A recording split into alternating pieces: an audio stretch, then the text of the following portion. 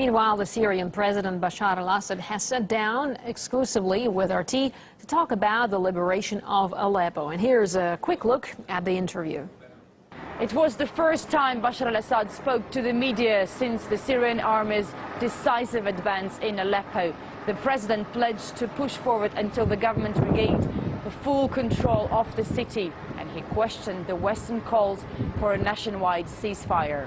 We hear Western powers asking Russia and Iran repeatedly to put pressure on you to, as they put it, stop the violence. And just recently, 6 Western nations, in an unprecedented message, they asked Russia and Iran again to put pressure on you, asking for a ceasefire in Aleppo. Yeah.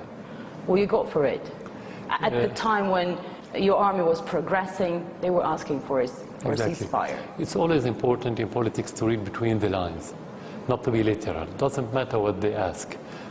The translation of their statement is for Russia, please stop the advancement of the Syrian army against the terrorists. That's the meaning of that statement. Forget about the rest. You went too far in defeating the terrorists. That shouldn't happen. You should tell the Syrians to stop this. We have to keep the terrorists and to save them. This is in brief. While the country's major forces were sent to the north front, ISIL managed to recapture the ancient city of Palmyra that had been liberated by the Russian and Syrian militaries earlier this year.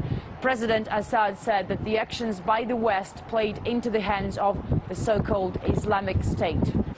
Palmyra is in another troubled region now, and it's now taken by ISIS or ISIL.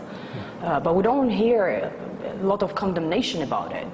Exactly, because if it was captured by the government, they will be worried about the heritage. If we liberate Aleppo from the terrorists, there would be, the Western officials and the mainstream media, they're going to be worried about the civilians. They're not worried when the opposite happens, when the terrorists killing those civilians or attacking Palmyra and start destroying the human heritage, not only the Syrian heritage. Exactly, you are right, because ISIS, if you look at the timing of the attack, is related to what's happening in Aleppo.